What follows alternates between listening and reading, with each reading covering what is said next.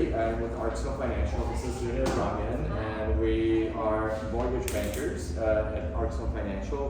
We are the in-house lender for the collective as well. But we're here to educate you guys on navigating the markets in this high interest rate world that everybody keeps talking about. And you know, we want to give you guys tools, and there's mechanisms for people to be able to buy homes, whether it's your clients or whether it's yourselves. I just want to make sure that you guys get a good understanding before you guys leave today that there are opportunities to buy homes without having to pay the higher interest rates. The economy is kind of an interesting place where rates have come up, and I don't know if you guys have been following it, where everybody's talking about possibly going to a recession, and when the recession hits, we have a lower interest rate market. And everybody in the economy, or in our space, in the financial space, we're just basically talking about lower interest rates in the end of next year. So whatever we talk about over here is going to be very different next year, obviously, right? So we'll dive into it. Let's see, is this going to work? Okay. All right, about the company, we've been around since year 2000, and we've done over $2 billion of loans over the course of the company being in existence. And we're here in Los Angeles, and we've got offices in other parts of the, in other states and whatnot as well too, but primarily the company is in Los Angeles. I'm one of the co-founders, and since then I am now the president of the company, so there you guys go. We're talking about LA, right? So we're living in Los Angeles. Inventory is kind of an interesting space at the moment in time because we are in a metropolitan city. There's no growth, there's no buildings going on. Like for example, we do business in Texas, and Texas, there's so much growth going on. People are building, builders are over there just cranking away.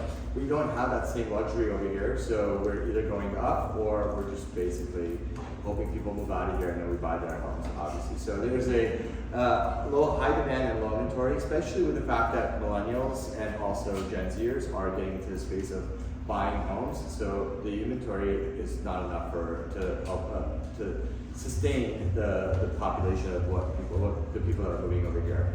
So, and then, everybody's talking about rising home prices. Why? Because there's not enough inventory and there's demand, so prices are going up. In some other parts of this country, values are starting to drop, like Texas or Idaho, like other states are values because properties are being built, values are starting to drop. I think I discussed the millennials, and we'll move on to the next one. Yeah. Here, particularly in California, is the problem legislation that makes it very hard to construct and permit new properties, or is it just a matter of people don't want to invest in it, it's too expensive? First and foremost, like the building piece is getting easier and easier. Like for example, the ADU laws, right? Like not a lot of places have ADU laws in other states. They're making it a lot easier for us to have more housing over here. But it is a little bit more stringent in Los Angeles. Like when we go to California, when we say like Roseville or other parts of the state, it's a lot easier to build. So California itself is not one general code. Los Angeles is a lot more restrictive, as I would say. I mean, Cindy, you deal with all this stuff as well too. I mean, you've dealt with builders? It's harder. Like for instance, you want to grow up in apartments, usually you take a whole year to get full entitlement because you have to jump through so many hoops. Yes, it's hard in general in California. Yeah. Texas, I mean, anything goes in Texas, right?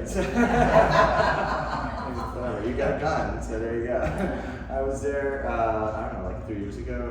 2 years ago, and I walked into the restaurant and says, no guns after this point. I was like, guns? If you want guns here. No thanks. So what we want to talk to you guys about this product that's called Buy Down. So interest rates right now, average interest rates is at 7, 7.25, maybe even 7.5 is where you're at, depending on which bank you deal with. We were just talking about it with Cindy. On FHA loans, you could be in the 6s still, but regular conventional loans, you're going to be in the 7s, I would say. So this product has always been around, it just hasn't been used very often. Where rates were like in the 3s and the 2s, nobody was really using. What are you going to go down to 0? There was not a space for this product to be used. So what a buy down is, and I'm not sure. I want to make sure that we're not going to get into the next slide. What happened here? Sorry. How do I get rid of that? Let's see. Something happened. Put on not yet. Click in here. And then to click. I don't know. I'm just gonna see if I can get it back. Yep, there we go. I'm gonna go to this slide. So what a buy down is, it's a 3-2-1, as you guys can see. So the first year, when you get a note, it's gonna be 7.25, but the seller is gonna say, you know what, in order for you to buy my house, I may give you a lower interest rate. I'll buy down your interest rate for the first year, the second year. Have you heard about this, it sounds like? Yeah. There you go. Yeah. Okay. Yeah. Okay, cool. So I think it's kind of cool because my example for this is we have an office in Texas. I keep bringing Texas up right now. It was a Keller Williams office in Texas that they had about 40 properties that were not selling because there's growth going on over there. There's a lot more inventory. So we went to the sellers and we said, sellers, why don't you guys offer them a 4.25% interest rate? And then obviously the second year it goes to 5.25, but 6.25. But when we're talking about these buyers, their rates are going to go down next year, is what we anticipate. So if you give somebody a 4.25% interest rate for the first year, and then they can refinance next year, that's a win-win for them, obviously, right? So even if they go to the 5.25 the following year, at one point that interest rate is going to drop. I mean, we're not psychics, but that's where the economy is headed towards, obviously. So if somebody's offering them a 4.25% interest rate, 21 homes went into escrow within a 2-week period because they put on the listing that said home qualifies for 4.25% interest rate. Do you have a question? Yeah, I'm thinking, you say you can refinance this freely, Absolutely. Yeah. so you'd obviously refinance at 5.25% a year from now. Yeah, absolutely. Or even maybe at something higher, if I'm anticipating the rising rate. 100%. It sounds good, but where's the catch? I'm gonna explain to you. There's really no catch per se, but so let me preface it again. 4.25 the first year, 5.25 the second year, the third year is gonna be 6.25, and the fourth year it graduates to the full rate, which is 7.25. So what happens is the seller will subsidize your interest payment. So what we'll do is we'll go to the seller and say, okay, you're selling a home for $600,000. If this home does not sell for $600,000, and the person that is potentially going to buy this home is anticipating a 4.25% interest rate, they're anticipating a payment of $2,300 a month. Right now, the payment is $3,200 a month, and they're not going to be able to afford it. So how do we get this person to come in and buy a home at $600,000 with a $2,300 payment a month? The only way to do it is through the buy down. What the seller will do is they will pay $22,000 of their own money from the proceeds of the home, and they will put that in an escrow account for us, for the lender. And what we'll do is we'll reduce their payments to $2,300, comparing the $3,200, and we'll take the rest of it out of that account that the seller creates for us. It comes out of their proceeds. Sells for That's 600,000, right? So yeah, so if they sell the house for $600,000, let's assume there's no expenses, that the house is paid off. They'll get $600,000 minus $22,000. So that's, what is that, 678 is what they'll get. Okay. I mean 578. So basically the money comes out of the loan. Comes out of the seller's part, not the loan. The buyer doesn't get affected. The seller's proceeds. If you're selling this house for $600,000, because they are off the loan. I mean, the money doesn't disappear. So It's no. just changes. It They sits- lost just change holdings, they just change categories. so let's pretend really quick for a second. You're the seller. You are selling this home for $600,000. I'm going to buy your home. I'm going to go get a loan at 7.25% interest rate, but you're going to subsidize my payments for the next 3 years. So you are going to get $22,000 less from your proceeds. This money is going to go into an account that I'm going to basically draw out of. The lender's going to draw out of your proceeds every month in order for me to have this $2,300 payment every month. Make sense? So I don't get affected as a buyer. I just get a regular loan, but I get a lower interest rate. You're subsidizing my payments for the next 3 years. That's what's happening. And now, if I refinance this loan in a year, guess what? I have $7,000 in the second year, third year, I have $3,000. I have $10,000 that's going to come back to me if I refinance. So that's money that's mine. You gave that money to the escrow account. That's my money, really, at the end of the day. So if I don't use the money for all the 3 years, that money comes to me. So it's actually a really positive thing for the buyer, if in case we're going to go into that market where rates are going to drop. We cut the price $22,000. You can't. That's the good part. Let me explain that to you. So in order to achieve the $2,300 payment, you would have to reduce the price by $113,300 for me to enjoy that $2,300 payment, right? Otherwise, you're gonna give either $22,000 or reduce your sales price by $113,000. I would always give somebody You're $22,000. understanding the rate difference rather than Exactly. the rate that applies at the entire loan. Exactly. The only advantage to me I see in this is that 25 years afterwards, I get 7.25%, almost 600. Correct. If you don't refinance for 25 over 30 years, but which an average life cycle of a mortgage is about 5.5 years. So really, most people that get a mortgage, they don't keep it for 30 years. You might keep the home for 30 years, but you never keep your mortgage for 30 Yeah, years. So yeah. this is true. Yeah. It's just an inducement to sell, I guess.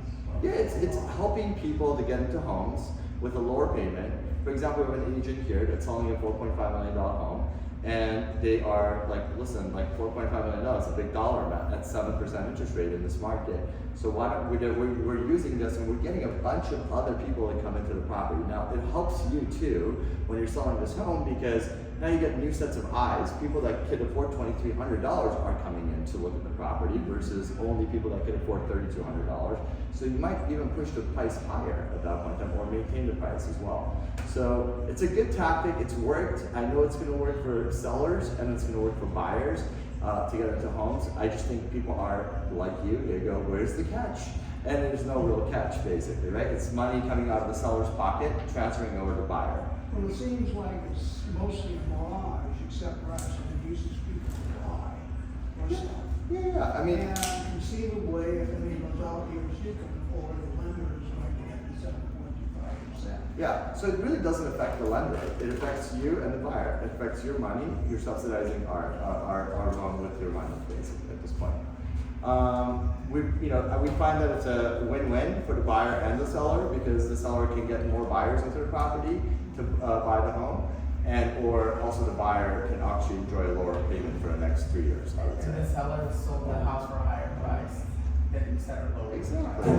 Yeah, so it could have, the seller, I would have had to reduce the price by $113,000 to get you that can afford a $2,300 payment, or I could say, I could give you $22,000 and you could buy the same home for that same price. So it's a no-brainer, I feel like. So it's a 30-year fixed, purchase transactions only. Your scores could be as low as 620 FICO score. You have to qualify with the 7.25% interest rate, because what if you don't ever refinance? So we need to know that you can actually make the 7.25% interest rate payment, and that's it. I mean, let's see, attractive. Yeah, we've talked about all the win-win situations over here as well too. Basically makes it affordable for buyers. Do you have any questions for us? Are these buy downs available nationwide in California? Anywhere, yeah. You could do it on jumbo loans, conventional loans, government loans. You can do it on pretty much any loan type out there. We also do loans for people that we're very specific on the loan types that we do, because we understand that people are now going gig work. They're driving Uber, they're doing, dog sitting and this, so we actually use people's bank statements to qualify them now versus their traditional tax returns. So people don't even know about that. They could buy a home with just providing us their their bank statements or profit and loss statements. So we're really trying to make people homeowners versus renters, because a lot of people don't know about these. By the So way, as a buyer, you should ask about this if nobody's got any property. Yeah, and I think the listing agents should be educating the buyers about this too, because the listing agent's responsibility is to protect the seller's dollars. And the seller would have to reduce the purchase price by a lot more if they are not telling the buyers or their sellers about this. Because, I would buy a home, if somebody gave me 4.25% interest rate for the next 2 years, 4.25%, 5.25%, I get the home right now. And refinance out of it in a year or two from now. So I think it's both responsibilities, the sellers and the buyer's agents really need to know about this, because I think a lot of people do think there's a catch to it, and I think it comes off that way. I think you have a question as well. yeah, I just have one additional question which you may not care to answer, or you may not be able to answer. Happy to answer. And it's this: do these units are these supporting house prices in California? For example, interest rates are up and house prices are not going down. Are we really seeing a cut in house prices, at least in the short term, because of these kinds of mechanisms? Um, And so- we're not seeing it, in the So California, when we talk about California, I'm assuming we're talking about everywhere in California, because in parts of California, yes, it's absolutely working. In Los Angeles, there's very little inventory as it is, so I don't know if they need all these products in order to sell a home right now. If you put a home on the market, unless it's defective, it's got some weirdness to it, then you might have to use things like this. But if you put a home that's ready to sell, it's selling like that right now, right? So there's So probably you like don't see much use of this kind of thing in Los Angeles.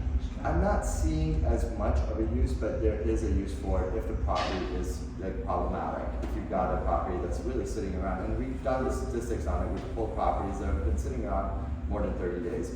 And not only because it's sitting around for 30 days because it's defective, but it's ill priced as well too. Someone's really thinking their home is worth like, I don't know, $2 million when it's really $1.5 million, I would say. So maybe the person can get a $2 million buyer in there if they offered something like this. I'm an agent. I've used the 321 successfully in LA. You need to be in collaboration with the listing agent to understand the product. Yeah. And you need to. The difference is you're gonna actually pay more on the loan, so that actually the seller nets. But at the end of the day, it's your agent, your buyer's agent, that really sells it for you to the listing agent. What's your name? What's your name? Jed. Jed? Yeah. Jed, so he's absolutely right. So what's happening in Los Angeles is if the house is selling for $1 million, so let's just assume that's $600,000.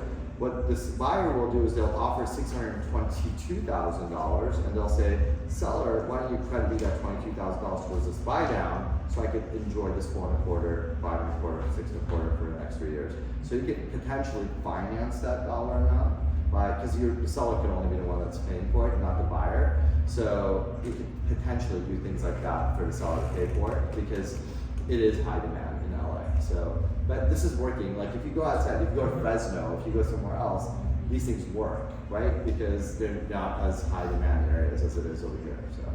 And it works here too. You just don't have to use it. And you don't know how to negotiate that. I think, are we okay on time? We're over? Okay, I'm so sorry guys. It's okay to stay because